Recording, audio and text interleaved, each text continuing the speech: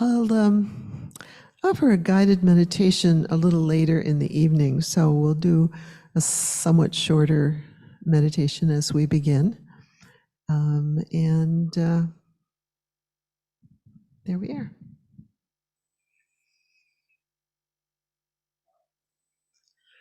Does anyone have no or limited meditation experience? Anybody need a little guidance? Great, thank you. Thank you. Welcome. Actually, really happy to see you.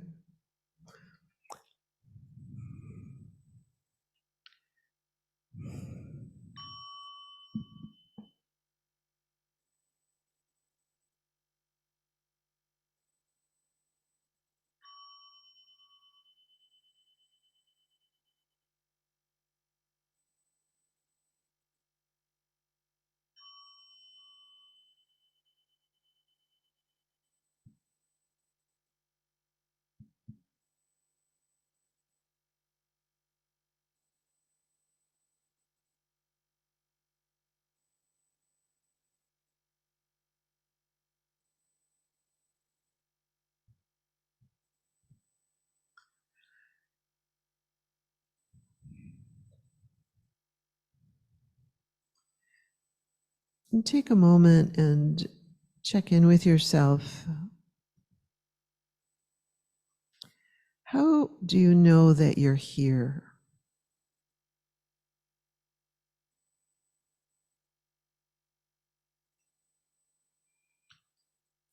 There is, of course, no correct answer to that. So just let your own experience guide you.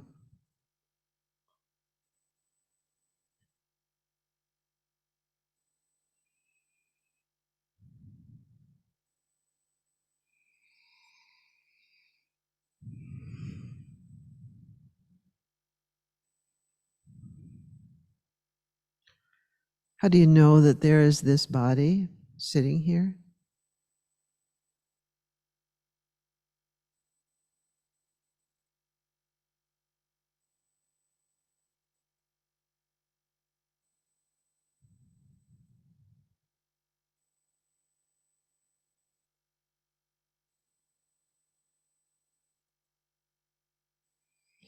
How do you know that this body is breathing? This clever little body is doing this breathing all by itself.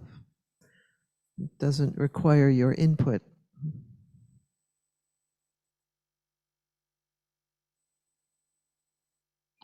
How do you know that your body is breathing?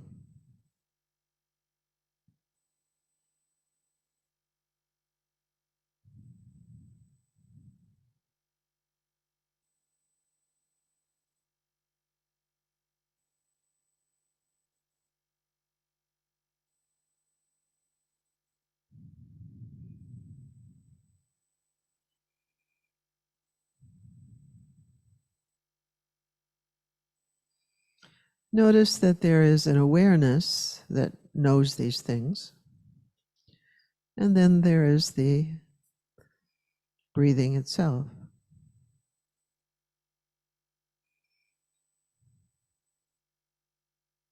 So just how do you know that this body is breathing?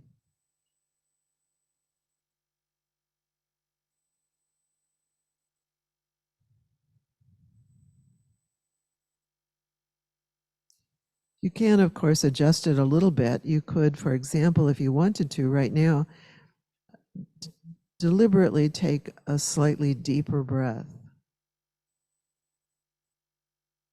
and even hold it for a second or two.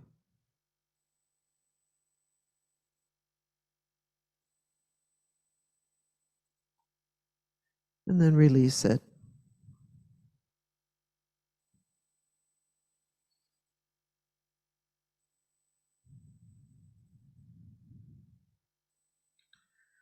So we can fiddle with this breathing, with this body a bit, but basically it has this most amazing intelligence all its own.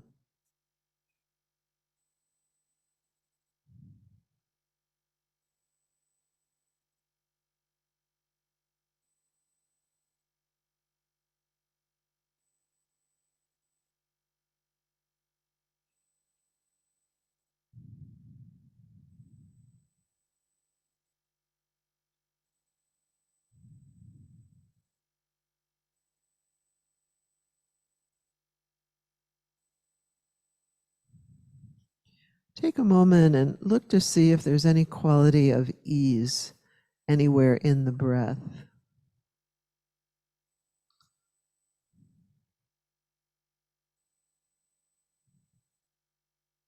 For some of us, it's a little hard to find the breath, and if that's the case, then let that question be a little more broad. Is there any ease in the body? But if you feel so inclined, you might look to see, is there any quality of ease in the breath, this breath that this body is breathing?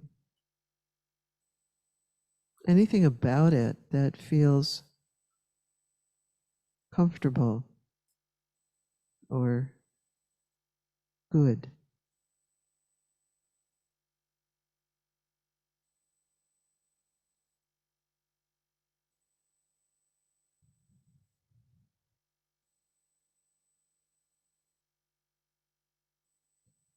And if so, see if you might allow your awareness to just rest there, enjoying that quality of ease or goodness, whatever you'd like to call it.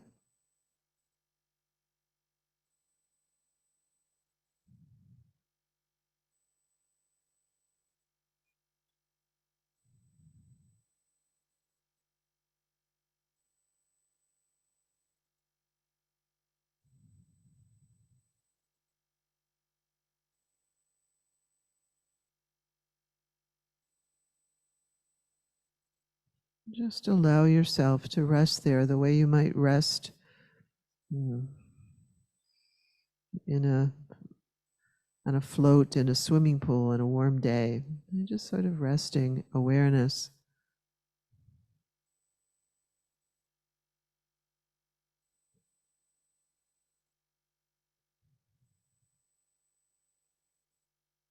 Feeling the ease of this body breathing.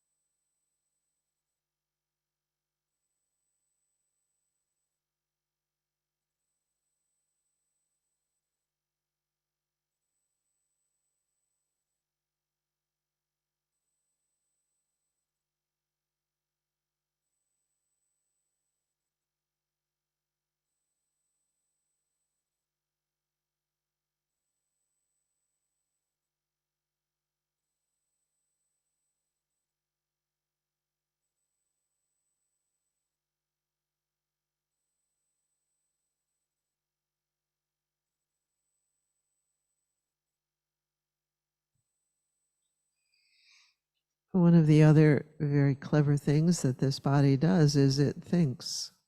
This brain, little neurons keep firing, and there's thinking.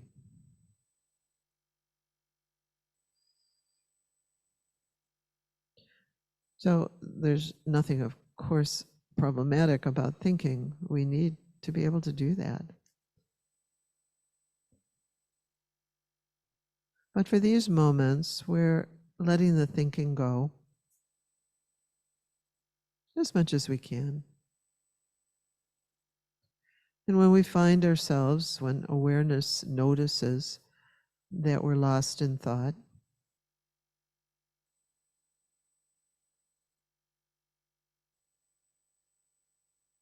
we can pause into a moment of ease. appreciating perhaps this infinitely clever body.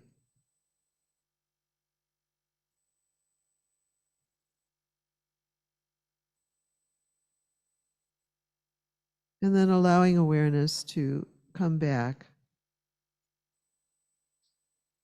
simply to the body breathing, and in particular, any qualities of ease in the breath. Letting attention rest there and allow yourself to take in the goodness of ease.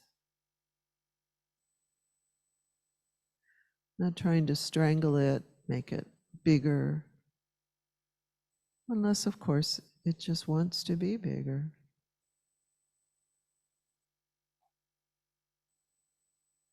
Even a tiny bit of ease is perfect.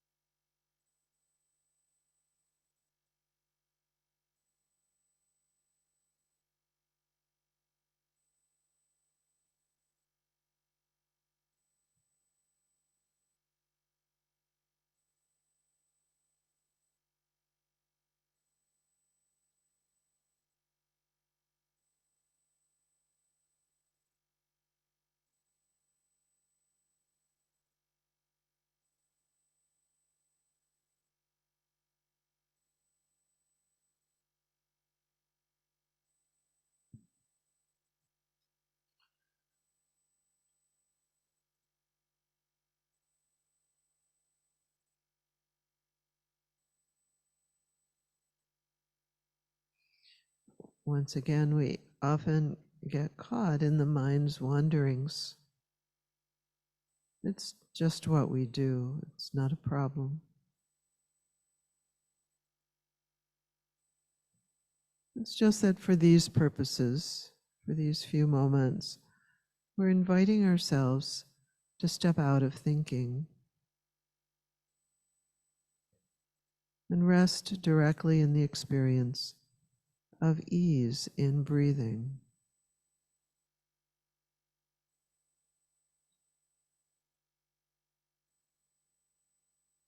Something very, very simple. This breath.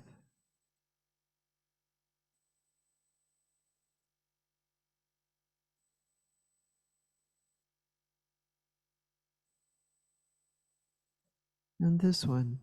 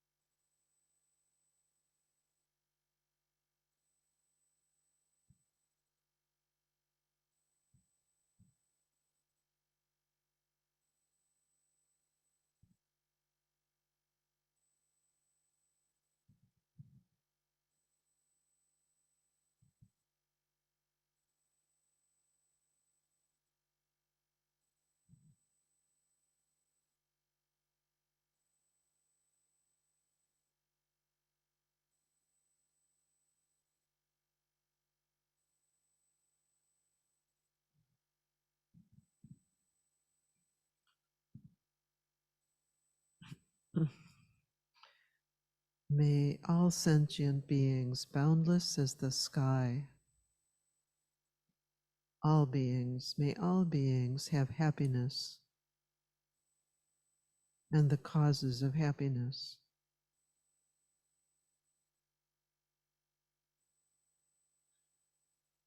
May we be liberated from suffering and the causes of suffering.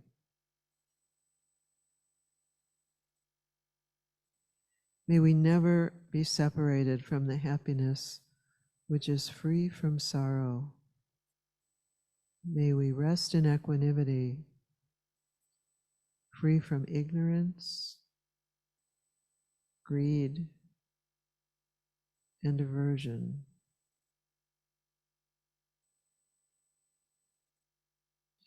May all beings in every direction be happy.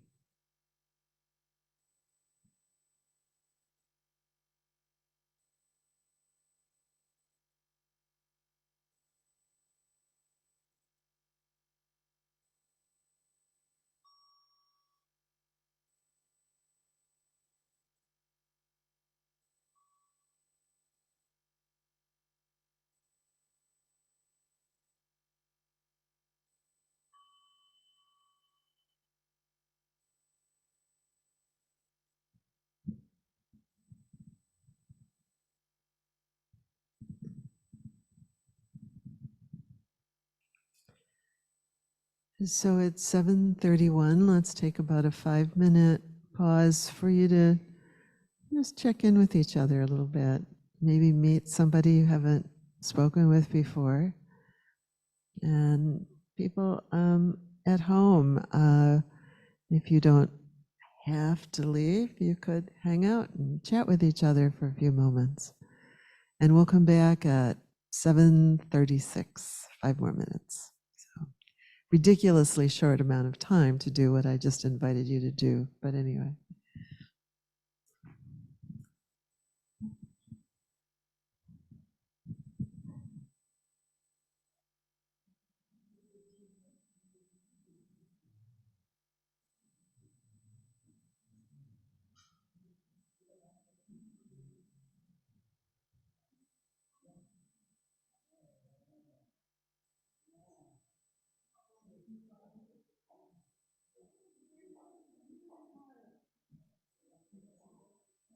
Hello, folks.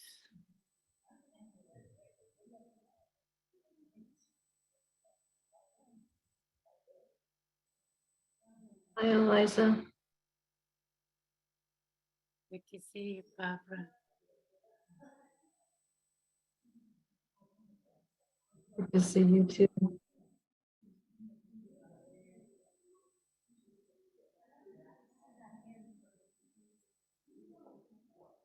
I was just wondering where this little place is. What little place? The IMCC chapel, or I don't know where that is. Does anybody know?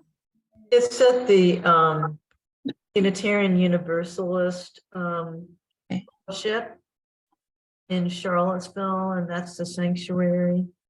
Oh, okay. It looks little for how big it is. Right, the sanctuary is big in that church in comparison to, you know, the Quaker meeting. Barbara, how long have they been meeting there? I guess just since they were all on Zoom completely. Since September, they've been meeting there. Oh, and they're not masked. I just noticed that. This is the first Tuesday that they haven't been masked. Oh, well. Yeah, I think they started meeting there in September. It's a sweet space. Yeah. Are you from Charlottesville, Patricia? Well, I've been living here for, I think it's 12 years, something like that. It's beyond the 10 mark. But Yeah, that's how long I've been here. How about you? Well, I live in Waynesboro, so, Oh, but I've been coming to this sangha for yay for Zooms. more than 10 years. I don't know how. Nice. But I don't always make it over the mountain to be there in person, so.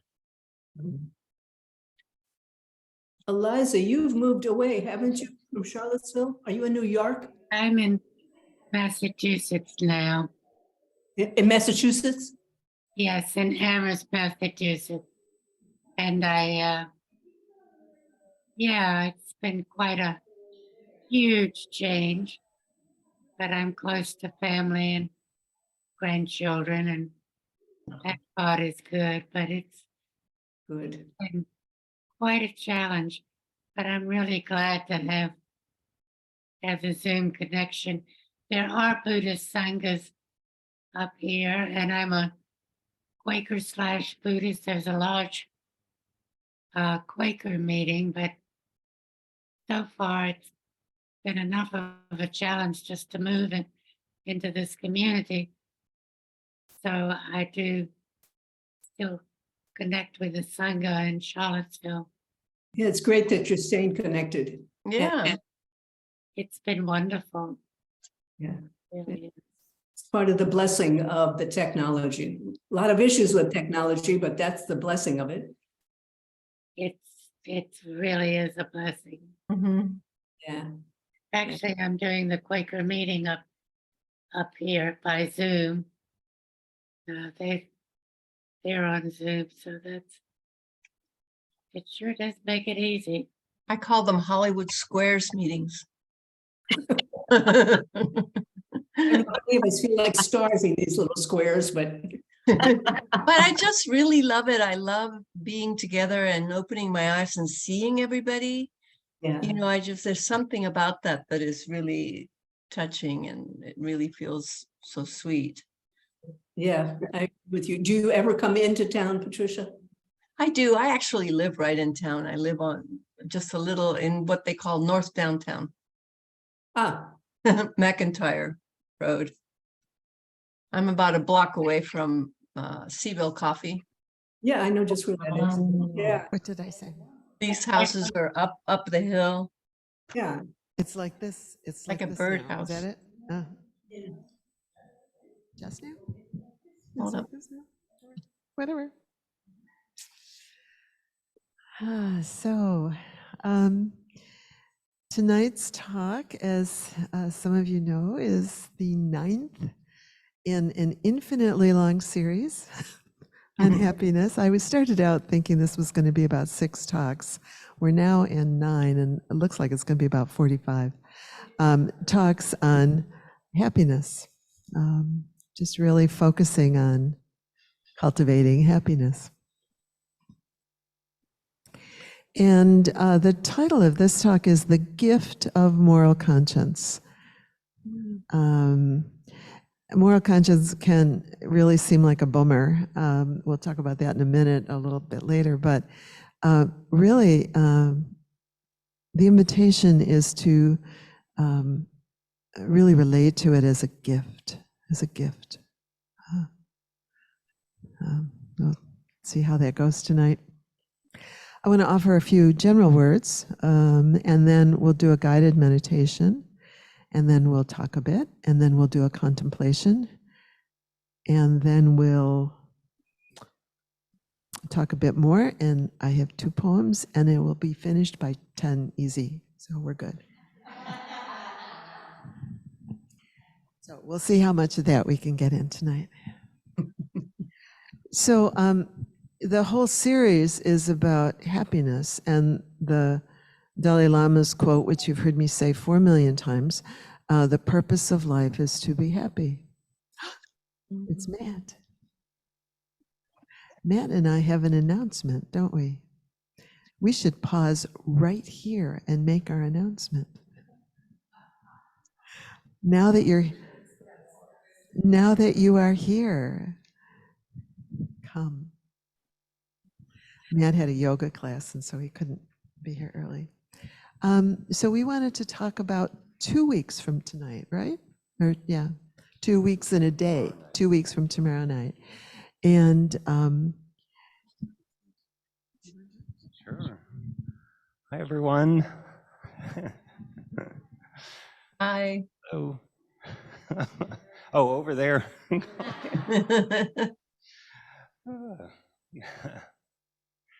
Yeah, so I'm Matt. And next, a week, 2 weeks from tomorrow, we really have a special opportunity to learn from one of the luminaries in the field of bringing the Dharma to the West. Her name is Lama Willa Baker, and she is the founder of an organization called Natural Dharma Fellowship and a retreat center up in New England. And she's from the Charlottesville area for a while, actually, so she has roots here. And she is going to be in town for over a week. She's doing a generative contemplation symposium that UVA's Contemplative Sciences Center is hosting. So she'll be one of the panelists at that. And then she'll have this event on the 25th that's co-sponsored with the Jefferson Tibetan Society. And then following that, the weekend after, April 28th through 30th, she's going to be offering a retreat at, what's the name of the center? Between the Worlds, I believe. I've never been, but it looks beautiful. So yeah, it's a great opportunity.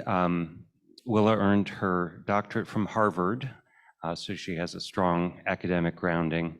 She also was a nun for many years and did 2 consecutive 3-year retreats, as if one wasn't enough, right? Back to back. So she's going to be talking about a topic, witnessing the wild is the name of the talk. And from what I understand, and I don't know exactly what she's going to speak on, but it's related to a new series that she is doing at Natural Dharma Fellowship on this topic of bringing the Dzogchen teachings, which is the great perfection teachings from the Himalayan tradition, into a more Western context. So it's going to involve working with, connecting with the natural world in different ways. And my understanding, based on the sessions I've attended with her as part of this year-long series, is that will also involve some interactive work, so some collective processing of the experience in the retreat. Probably not so much of that during the talk here on the 25th, but you'll at least be able to get a taste of that. So anyway, that was probably longer than it needed to be, but there is an event page on the IMCC site. There was an announcement in the latest newsletter that has a link in it. You can go there and click. There is a registration fee. There's a sliding scale, and no one will be turned away due to lack of funds. So there's an email address to contact if the $5 is too much. But you can choose to donate more. And yeah, what did I leave out? Did a great job. Yeah. This is, as I just want to underline a couple things that you said. This is a joint sponsorship with the Jefferson Tibetan Society. So we're really excited about that.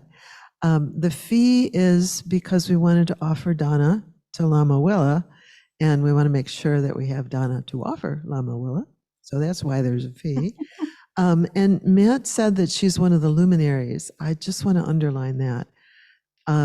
The list of the presenters at this UVA symposium is pretty awesome.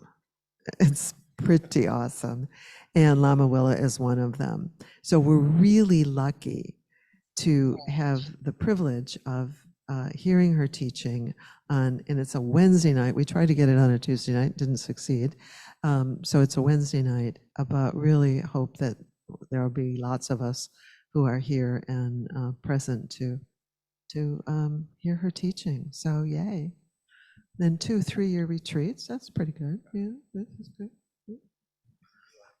Thank you, Matt.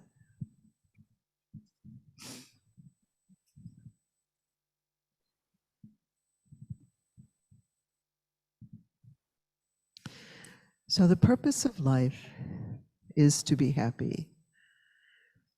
And I like to think of it as the purpose of life is to learn to be happy, because otherwise we can sort of make it this thing that we're not good at, or not quite good enough at. And so the invitation as we work with this second kind of happiness, remember I said there are 5 kinds of happiness that I'm going to speak to, and the second kind of happiness is the happiness of moral conscience, and is to inquire into, really? Moral conscience and happiness, do they go in the same category? Or how does that work? And remember the quote from Ajahn Sucitto where he says, you know, the path is always one of bringing skillful conditions to bear. So we'll talk a little bit about the skillful conditions to bear as we inquire into moral conscience. So moral conscience actually invites us to gradually, or in some cases directly, but to release identification with the needs and wants of a separate self. That in itself is a pretty intense statement, so we'll try to unpack it a bit.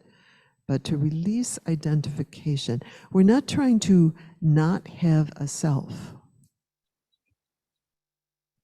You know, this self that breathes and thinks and walks around and talks to one another. But to release identification with the needs and wants of a separate self. That place where we want to say, you know, what I want is all that matters. So morality really is the process of releasing that identification. We all start out with, as babies, as children, actually the task of developing a secure and solid sense of a separate self. That's important. This is Jack Engler, where he talks about the task of learning how to think, plan, remember, anticipate, organize, self-reflect, distinguish reality from fantasy, exercise voluntary control over impulses and behavior, relate well, and play well with others. You know, we have to learn how to do all those things. We're not born with those skills. And we learn in the process of developing from birth to theoretically around age 25.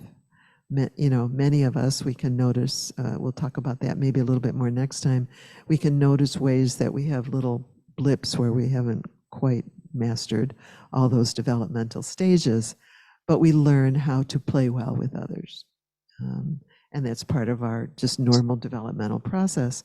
Jack goes on to say, he says, spiritual practice does not exempt us from these normal developmental tasks. This would not be an issue in traditional Buddhist cultures. He says it just kind of in passing. You know, any sense that spiritual practice exempts us from normal developmental tasks. He says this would not be an issue in traditional Buddhist cultures. Our ordinary developmental tasks and challenges of identity formation, the struggle to find out who I am, what my desires and aspirations are, what my needs are, what my capabilities and responsibilities are, how I am relating to others, and what I could or should do with my life. And he actually writes and teaches about a lot of the ways that we can get confused, that we can imagine that spiritual practice does exempt us somehow from these normal developmental tasks. I think it might be useful to speak a little bit about some of the stages of moral development that we go through in ordinary human life, but I'm not going to do that tonight. We'll do that, I hope, I think, maybe the next time. It's really kind of interesting, where we go through. I read to you, those of you who are here, I read to you at the end of my last talk, the toddler's rules of possession, and we all started out there. Some of us are still there, where the toddler's rules, if I saw it first, if I was here first, it's mine, And we think, oh, isn't that sweet? Little toddler's rules. And then we can kind of think, well, wait a minute, what if I'm in line at the grocery store and somebody cuts in front of me? I was here first. If I saw it first, it's mine. Or if there's only one peach pie left, and I saw it first, therefore it's mine. So we can see ways that we have little threads of some of these developmental tasks that are unfinished. And I'll walk you through some of those the next time, where we can kind of see the ways. I find it really helpful to understand the developmental levels, because it gives me a lot of compassion, both for myself and for other people who have maybe not quite mastered some of them. So it's really useful, I think, to see. But I'm not going to do that tonight.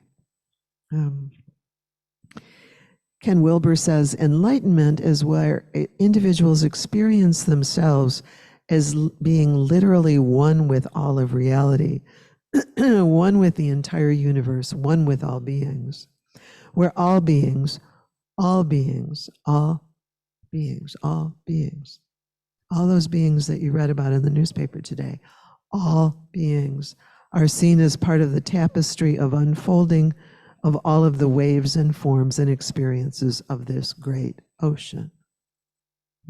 So enlightenment, he says, is where individuals experience themselves in that way. So it's kind of a paradox. It's a little bit hard to put those two ideas together in our minds, where you say, okay, spiritual practice does not exempt us from normal human developmental tasks. So we have to learn how to be a separate being. And at the same time, individuals experience themselves as being literally one with all of reality. So I think about somebody, let's say, like the Dalai Lama, who does have those experiences, being one with all of reality, and at the same time, he knows where his own shoes are. So it's sort of like, okay, but then working out how does this work is really our task. So the purpose of life is to be happy. So the purpose of life is to learn to be happy, given the constraints and challenges of this human life.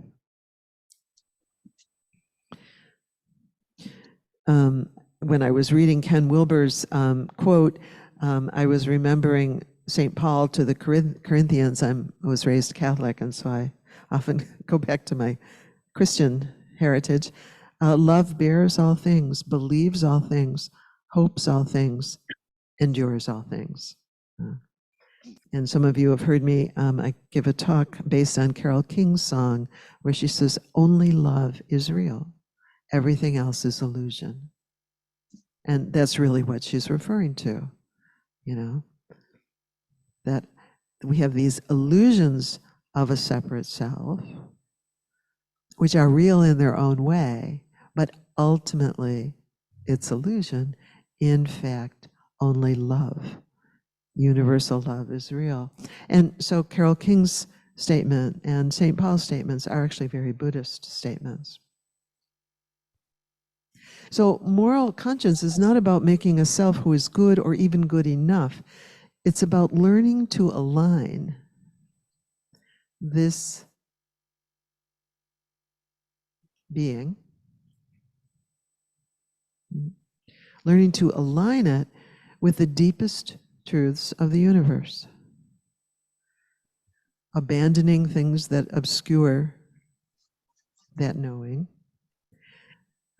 abandoning identification, like somehow even goodness is somehow mine, so that even generosity or patience or whatever, that even when we see that, we somehow want to claim it as mine, when in fact it's just a quality of love. It's a quality of the universe that we are actually tuning ourselves into rather than acquiring. So in our practice, we are learning how to tune this being, this separate being, this one, this one, this one, this one, but how to tune it to only love is real. And then you think, well, okay, well, how do you do that? That's our practice, that inquiry. How do we do that?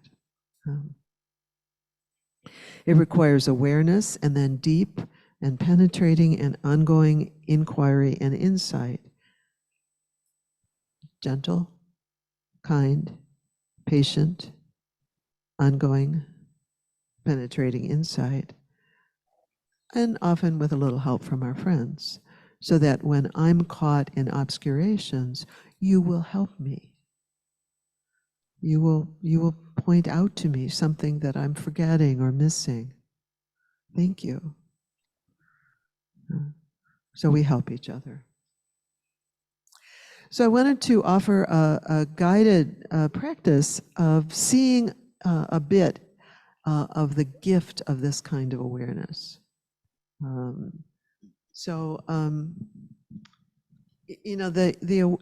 kind of awareness about morality or wholesome or unwholesome actions. Remember, the Buddha says, he says, take a look before you do something, whether before you act, before you speak.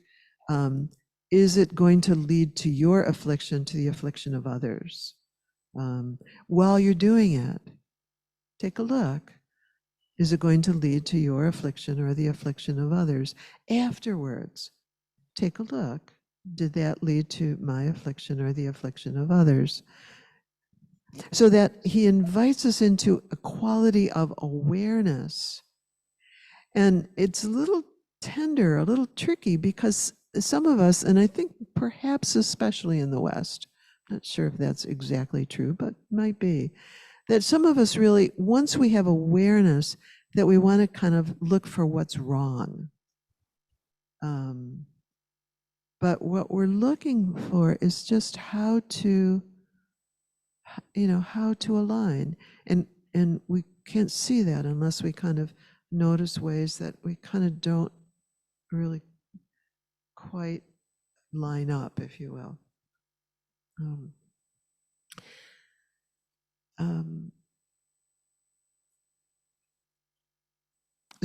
And then the awareness invites us into just non-identification. I like the image of a grandparent who is aware, a kind, patient grandparent who is aware of the child's actions and behaviors and knows when there's a need to kind of guide something, but isn't trying to harshly punish or guide or acquire, if you will, something before there's that capacity. Some of you heard me at the very beginning. I have two new kitties. They're very, very cute. But they're very little and they don't know very much. And so how to see their, if you will, misbehavior. We can know it and know that something needs some guidance without it being a punitive thing, without being a punishment. And so the gift of that awareness, if you will, that grandparent quality of awareness is what will guide us toward happiness. Because if we don't know, and we can see, we can read in the news, well, we don't have to look very far, do we? When we don't know that what we're doing is causing harm to ourselves and others. So the awareness itself is a gift. Oh, I want to do a little guided practice, okay? So let's do a little guided practice.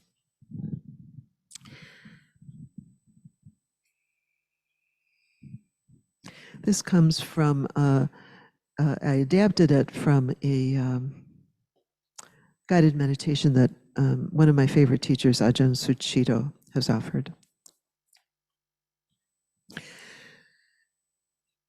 So opening up again, just feeling this breath, this body.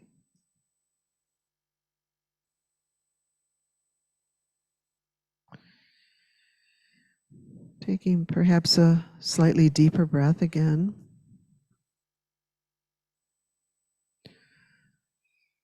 Just having awareness of this precious body.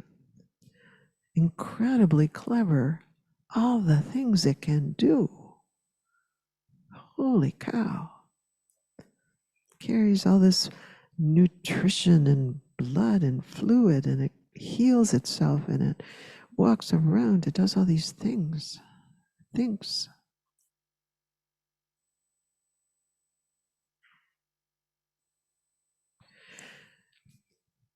So opening up an awareness of the gift of moral conscience, the ability to discern,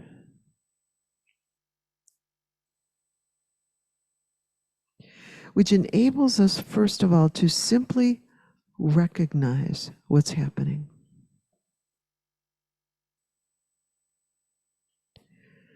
We can discern, we can recognize our impulses.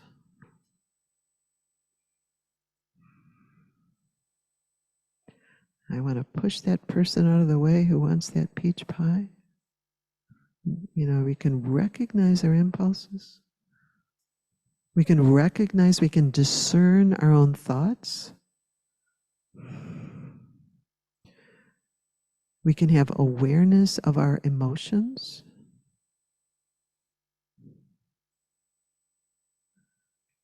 So what we're looking at is the gift of that awareness.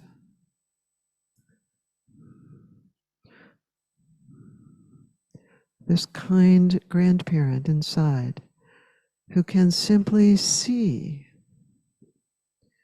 impulses, thoughts, emotions, speech, action, can be aware. And that awareness is what then allows us to choose what is wholesome, what is not. Without that awareness, we don't have that choice. We're just driven by our impulses, thoughts, emotions, by the actions, impulses, thoughts, and emotions of others. Action, reaction, boom, boom, boom, boom. So the awareness is such a gift. We can see that in gross ways between harmful actions and non-harmful actions towards others. We can see how we can choose to refrain from harming other beings. We can see what causes harm and can choose. Awareness that gives us the ability to sense the beauty of offering sanctuary or safety, allowing us to dwell in that beauty is a great gift. To be aware of what is harming and what is not. There are beings whose awareness has not developed that capacity. You have that capacity. Can you celebrate that you have that capacity? That you're not caught in a tailspin, forced by your emotions, forced by your thoughts, forced by your impulses to behave in a certain way.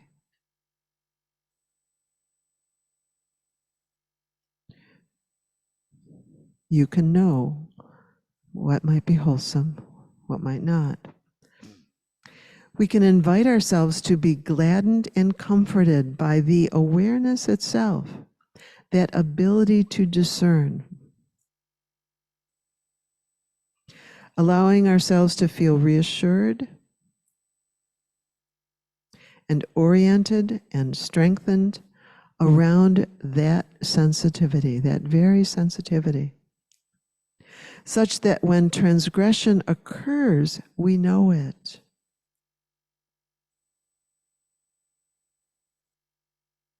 How cool is that? We feel regret, we feel remorse. It gives us the opportunity to do something different. We are kind to ourselves. We can be kind to ourselves. We can move to correct our behavior, our speech. We can acknowledge our own transgressions and repair them. Oops, sorry. Let me fix that.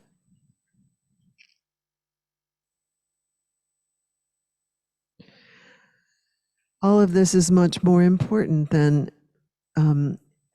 being lost in identification of my own self, my own needs, my own wants, my own power.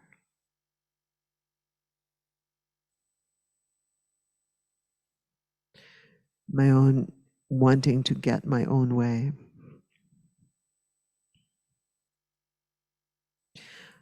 What a gift it is to have this awareness and intention as our guide. How beautiful to sense that, to know that we can look at our own experience, our own failings, and those of others with clarity and kindness and restraint and patience and wisdom and an occasional sense of humor.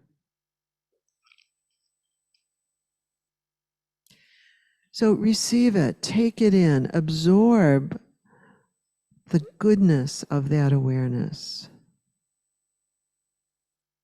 Some people don't have that quality of awareness. They can't see their own experience. They can't see their own behavior. You can.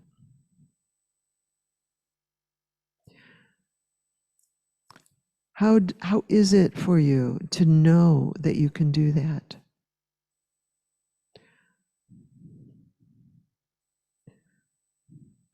Can you take in the goodness of that and absorb it?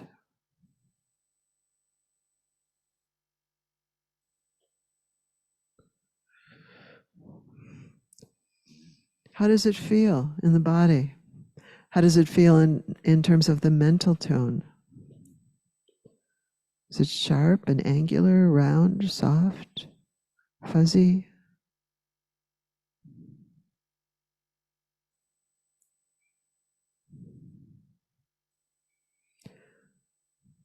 How does that discernment land for you? This, more than the changing tides of sickness and health, this quality of awareness, this quality of discernment offers the path to ease and happiness. If we don't see it, we're burdened.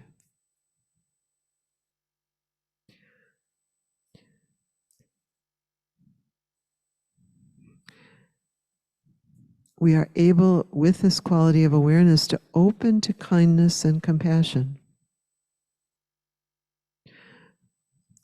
That place, that energy that enjoys giving, that enjoys offering service and support, that is happy to help, to build, to nourish, to repair. The awareness offers a path to that quality of enjoyment, a heart free from the cramp of edginess. The awareness offers a path to be happy with this quality of heart and mind.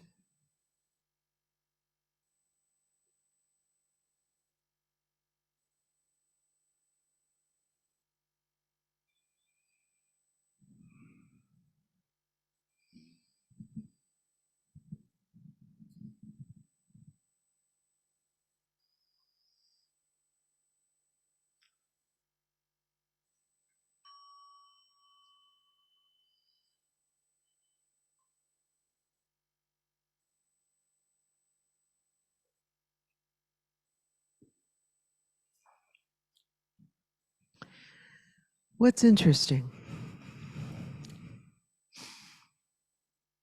Anybody? Our practice invites us to be interested in things. Challenge sometimes. What's interesting?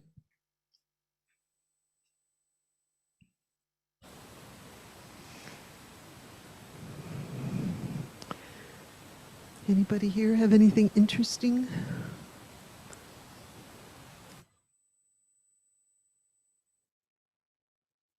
What do you notice?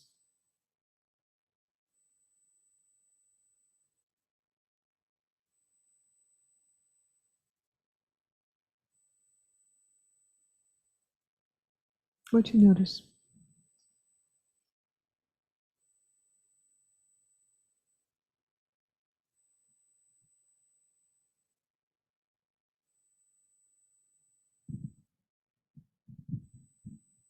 Thank you. I missed a lot of your talk, but what came up for me in the meditation was this new perspective on morality and ethics, because sometimes I can get into a mindset of that being restrictive, of, oh, I can't do this list of 25 things. And that can feel like a denial of humanity. But to be able to view moral conscience and ethics in a way where they're guidelines and guardrails that are keeping me happy and keeping me safe.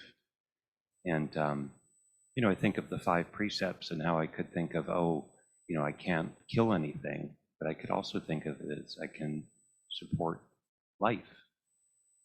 Or, I can't drink alcohol. Or I could think of it as, oh, wow, I can cultivate a really clear mind. So just that little reframe. It's helpful to keep me in love.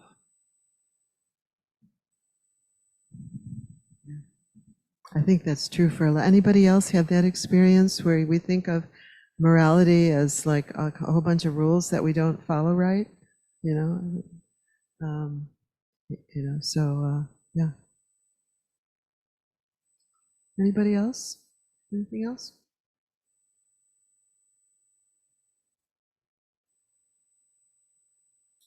Well, let me go on and offer a bit of a further contemplation.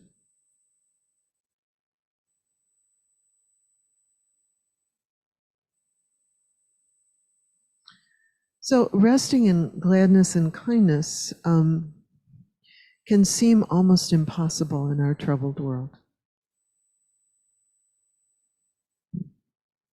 Resting in, moral goodness can seem almost impossible in our troubled world, requiring, all of the qualities of, wholesome qualities of mind and heart, non-harming, non-greed, penetrating wisdom, generosity, renunciation, energy and diligence, patience, kindness, calm, resolve, intention.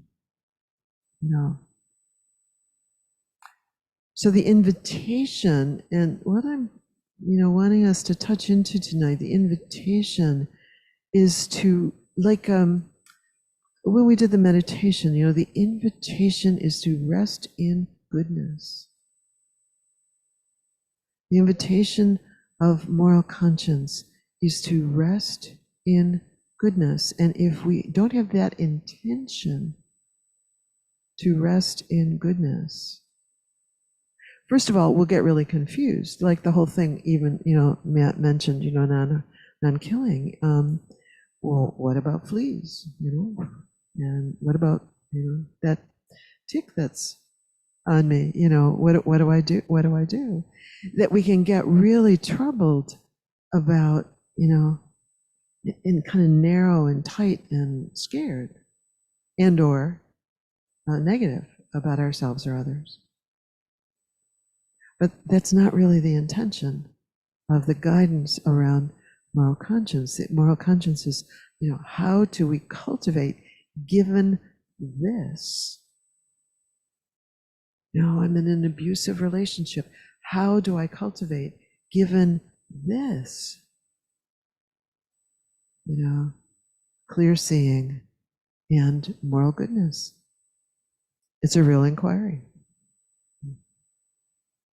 Remember too, I'll try to talk about this some more at another time, but remember too that the quality of an action is entirely determined, according to Buddhist thought, by the intention behind it.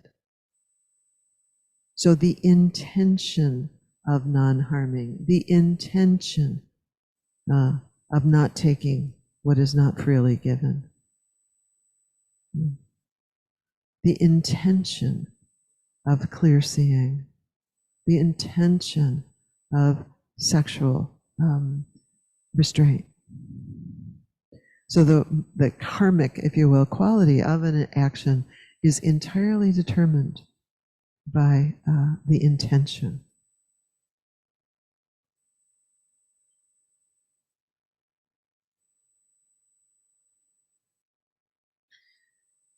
I'm going to invite a contemplation in just a minute, but about your day. And I just want to note there's a lovely quote from Joseph Goldstein, who is one of the senior teachers in our tradition. He says that U Pandita, one of his teachers, during a retreat one time, pulled him aside and asked him to contemplate. What did he call it? He said, he asked him to contemplate his morality. And Joseph, as many of us might do, here's my like really big teacher asking me to contemplate my morality. What have I done wrong? And Joseph said that when he talked to U Pandita about that, he said, no, that wasn't what he intended at all. He wanted him to cultivate a gladness of heart, because his ability to discern goodness, he thought it would cheer him up to do that, And he thought he was getting too serious about his practice, and he wanted to cheer him up. He said, contemplate your morality. So let's do a quick little contemplation of your morality. Could you just take a moment, or just a couple moments, and just review your day? Review your day with the eyes of a grandparent. Consider your bodily action, your verbal actions, your mental actions. Which ones have intended wholesome consequences or wholesome results? And just think through your day when you,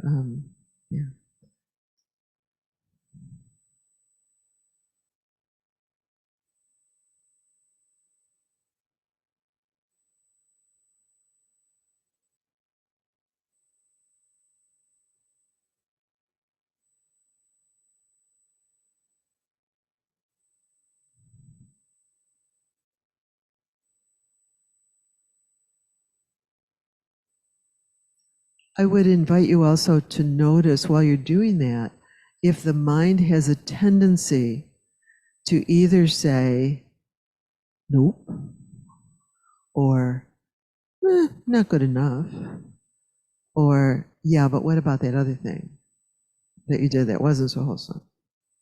So notice if there's a tendency of the mind to focus on what's not so wholesome.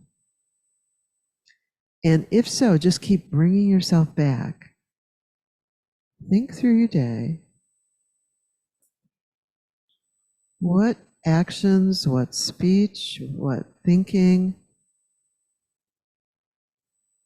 was guided by your own wholesome intentions, qualities of non-harming, not taking what is not freely given, qualities of generosity, qualities of gratitude, qualities of patience, whatever you can.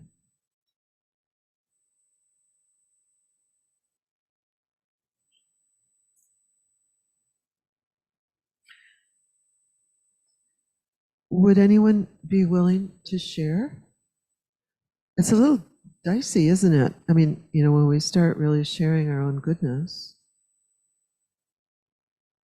Anybody be willing to share what you came up with?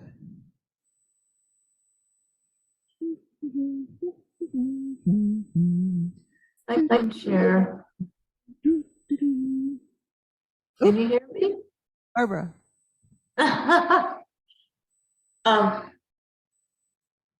So I went on a hike today, and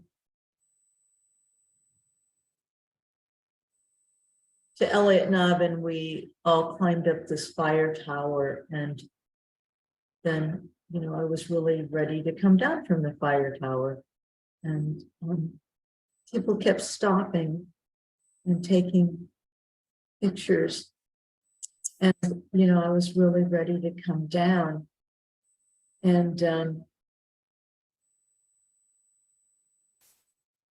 I just paused, and I thought, you know, how important is this that I get down from the fire tower, you know, 5 minutes, you know, ahead or something. And so I was able to stop. And when I stopped, I noticed that some people had some fear about going in the steps. And some people had, you know, their knees, they were having problems with their knees. And then I felt good that I kind of caught myself with my impatience to want to get down. And I find that's something that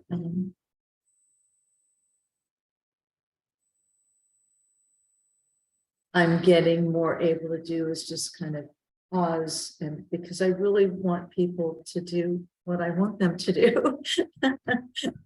And I'm getting a little bit better at stopping and thinking to myself, well, you know, how important is this that this person do what I want them to do, that things go the way I want them to.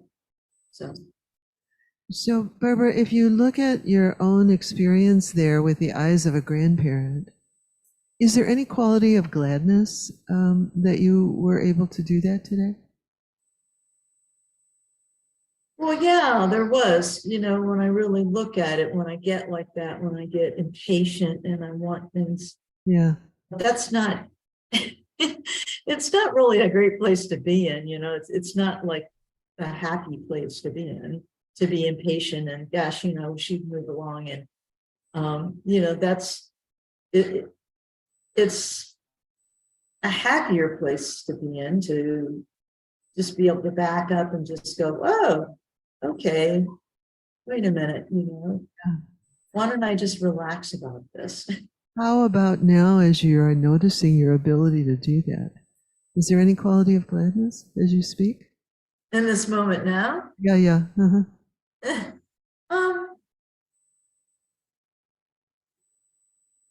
Yeah, Oh, just wondered. I feel Great. So the invitation that I would offer you is to let yourself know that gladness.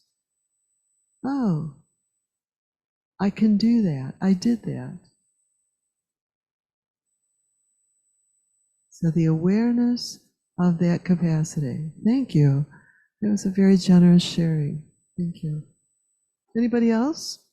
Got a lot of black screens up there today. All these missing people. Anybody else? Anyone here willing to share one? Oh, come. Judy. So the early part of my day today, I was with other people, and I can easily reflect back on some goodness and some gladness and some not so goodness and some not so gladness, or not approaching that awareness. And then the middle part of my day was by myself, which was in the garden and in the house. And there's no conflict there, maybe. And then the end part of the day again with other people. It's easier to do all of this reflection with regards our relationship with others. But that middle part of the day, it should be applicable to that too. That's just seemed fun. it just seemed fine to me. No, I was just gardening and doing house and chores and things like that. So my interest is to go on to the part when I'm by myself. Yes. Is that what you're saying? Yeah, yeah. Yeah, to really inquire, how are you with your awareness of your own experience? Nice. Yeah. Yeah. And I think I saw some nods when I said sometimes it's easier to notice where we're messing up, where we're not doing it. That, yeah. So U Pandita's invitation to Joseph was just the opposite, to notice those places where we really lead with a quality of kindness for ourselves or others, or generosity or patience. And what I heard, Barbara, what I heard you say was being patient with your impatience, which is being patient, huh?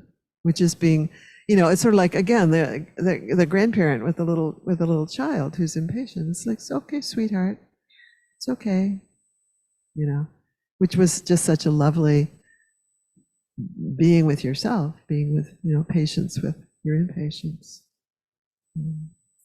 You see how you help each other when you speak these things. Anybody else have a thought? Any quality of goodness that you noticed? It's hard, isn't it, to say that out loud, to talk about our goodness. So I've made it a practice for the past couple of years to, when I'm having a thought about somebody, like just in public, if I think like, oh, I love their hair, or that's such a, I just say it out loud. And it's become such a great practice because people are really psyched for the most part. They're just really happy. But my thing today was I had to go to the store, and I never take a bag. I haven't taken a bag in forever. Like a not a grocery, a different kind of store. And so I always have those bags that cinch up to be really tiny. I always have like 5 or 6 in my purse, and I pulled one out, and the woman was like, "Oh, it's so great! That's so handy! What a great idea!" And I said, "Yeah, you never have to take a bag." And she goes, "I'm going to do that." And I said, and I gave her one. She was so psyched. Like, anyway. And once again, can you notice what it feels like to just say that now? The gift of moral conscience, that the gift of moral, being able to see our own goodness and delight in it. Beautiful. You all have 400 examples today, if you pay attention. If you pay attention. Anyone else up there? Yeah? Or here?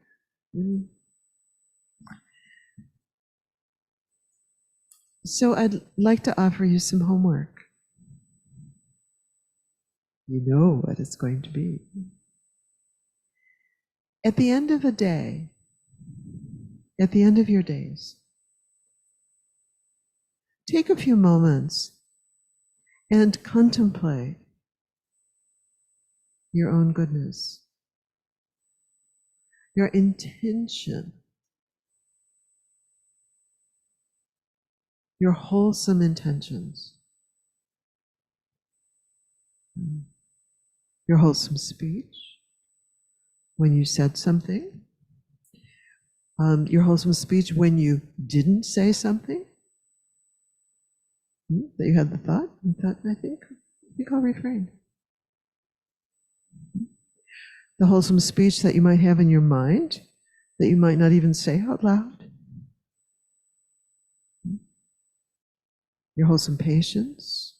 So at the end of each day, so the invitation, your homework, should you accept it, there's no test, would be to just take a few moments at the end of the day, do it tonight as you go to bed, and contemplate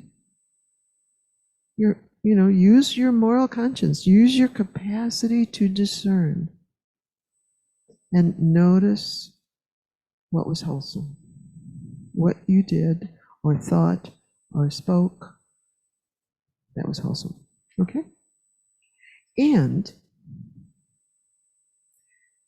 you might even take a moment right now and check into your body. How is it to even entertain that notion or that homework? And is there any quality of gladness?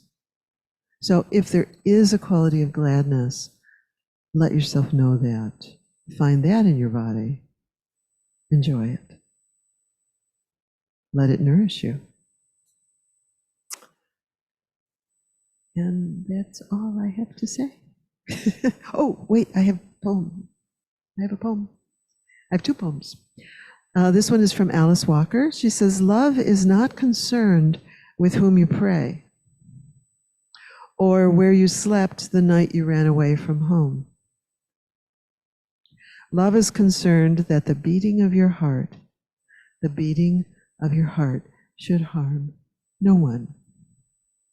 I think that includes ourselves. And this is sort of a non sequitur, but I really like this poem, so I'm going to read it to you. This is a Mary Oliver poem. It's in praise of craziness of a certain kind. On cold evenings, my grandmother, with ownership of half her mind, the other half having flown back to Bohemia, spread newspapers over the porch floor, so she said the garden ants could crawl beneath as under a blanket and keep warm.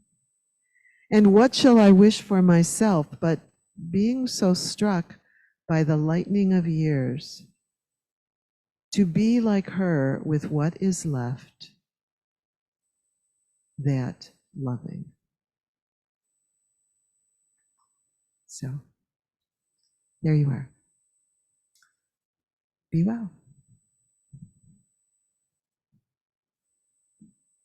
So we'll all meet online next week, and then hopefully on Wednesday night.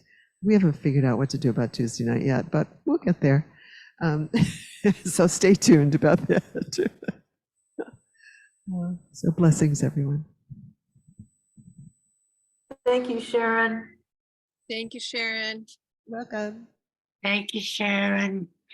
Good to see you. This way. Thanks, everyone. Good to see everybody. Bye. Sharon.